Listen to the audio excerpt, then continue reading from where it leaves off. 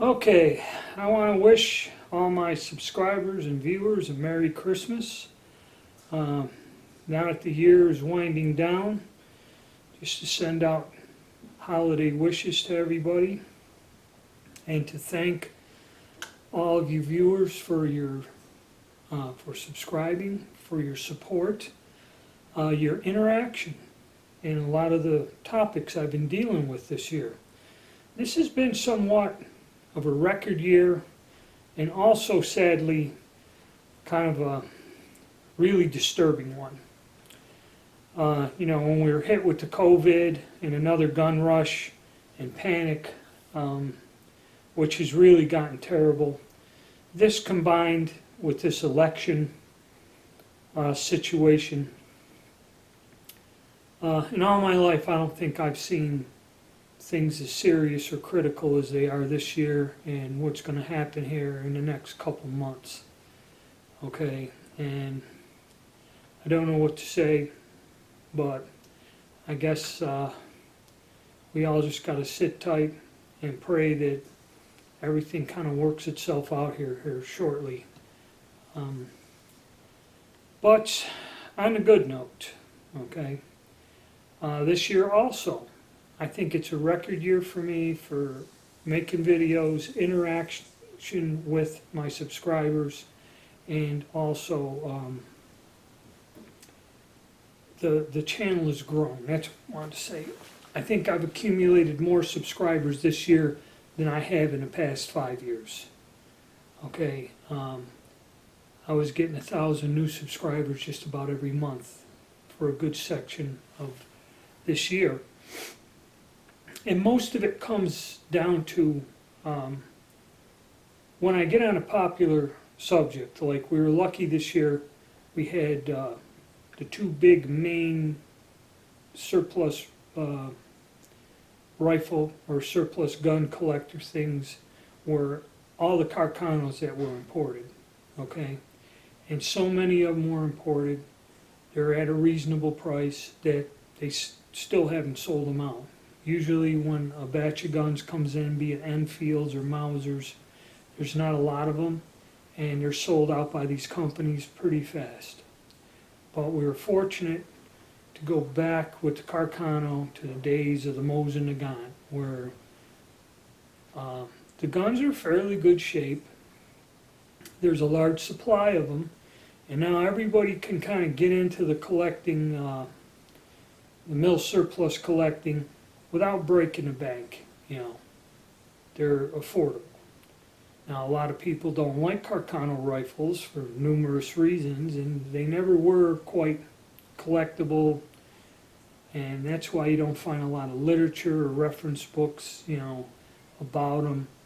But truthfully, in collecting, there's so many variations and variants, and they're not that expensive at this point in time. So if you accumulate a lot of guns and you're really truly a collector, not someone that buys a gun because it's surplus and it's cheap, but if you build a collection of Carcanos and their variations, okay, if you're serious about it, it is not a bad weapon to specialize in, okay? Granted, you have to have an acquired taste to shoot them. I've done that, and how you do it is you basically shoot thousands and thousands of rounds through the numerous guns, which, unless you reload, can be expensive. And that's kind of why people are kind of one reason people are turned off by them. But as far as having a channel talking about gun collecting, I had a whole bunch of subscribers because of the Carcano rush.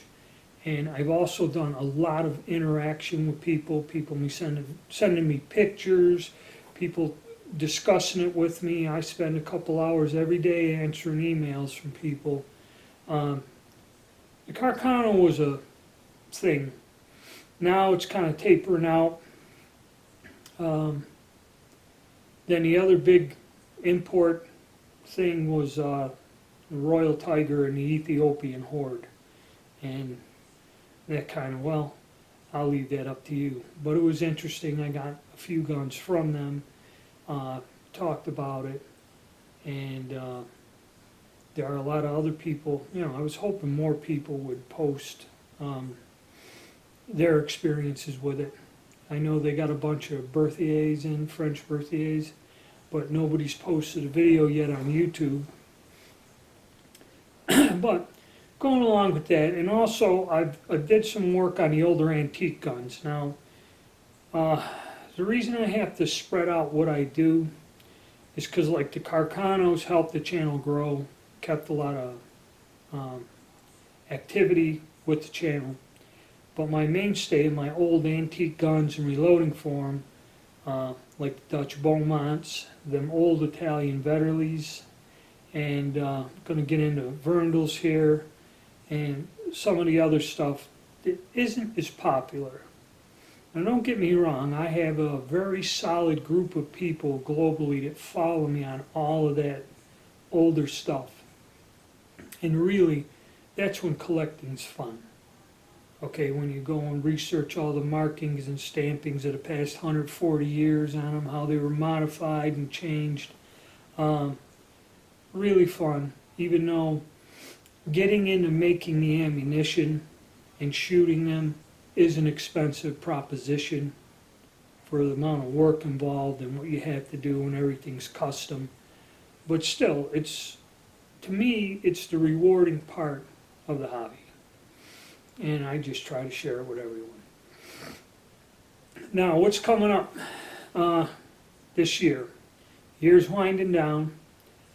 I think we just about covered everything in terms of the Carcano. We even got into an in-depth conversation with the 91/28, or the one that's a cut-down rifle. Oh, 91/24. I did an in-depth thing because of the amount of questions, and I posed my theories. There is a new book coming out. I pre-ordered it. The fellas that wrote that one book there on the Carcano, they're having a new one, so I sent an order in, so whenever I get it, we'll review the book and go over that. I believe this year, well, I've kind of made an attempt to work on the 11.15 by 36R Verndel carbine cartridge, and I think I come up with something. I think I've tuned up my Beaumonts to where I'm going to go out and just shoot the rifles and see how accurate they are, the whole group of them. I'm going to go back to the Verndel, and now because of Royal Tiger, we have the old 88/90 Steyr straight pulls. May have to start fooling around again with the 8x50, which that's a difficult cartridge, and it's probably going to end up just being a cast bullet. And I will go into detail with it. I've been putting it off for years. A lot of people have asked me to go back to reloading that.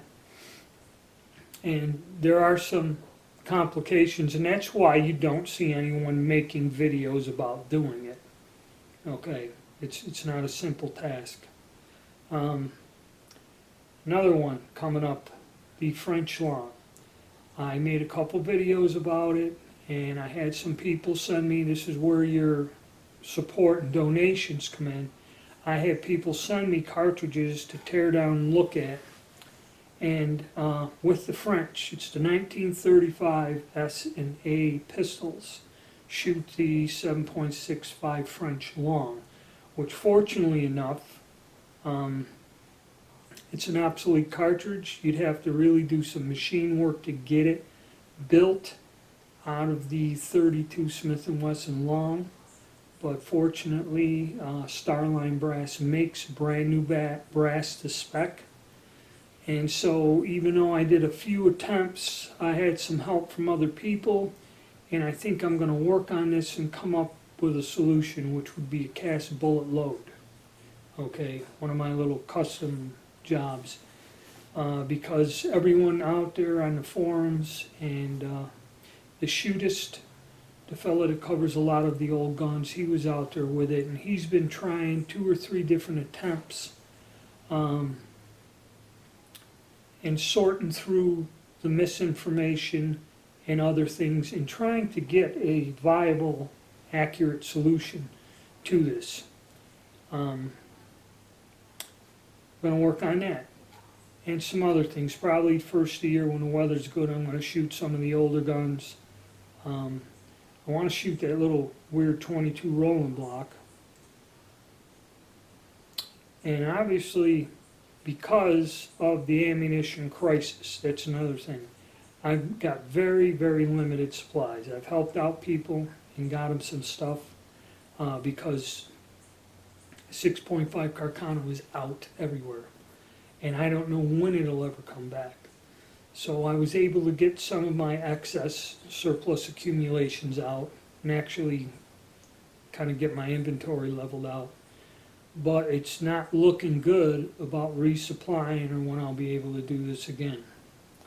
Also, cast bullet load in 6.5. I got to sit down for a couple weeks and cast a ton of bullets because that's how many people want them. I mean, a lot of interest. So I got a lot on my plate. And you got to understand this is a hobby. I bounce from one area to the other and I do what I can. And then when I hit a roadblock, like I run out of components, then I'll go on to something else now that I have time to where I got to tinker, cast bullets, and redesign and test to get on. But I can do this, and fortunately this year too. This year I've basically dedicated most of my year to the channel.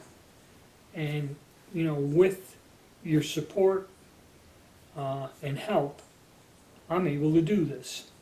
And a lot of people send me compliments, and a lot of people are happy with it all. So that's kind of a recap of the year. And like I said, everybody just, no matter what they say, spend time with your family, okay? Be together on the holidays and spread that Christmas cheer and be happy while we still can, okay? And a Merry Christmas to everybody, and see you soon.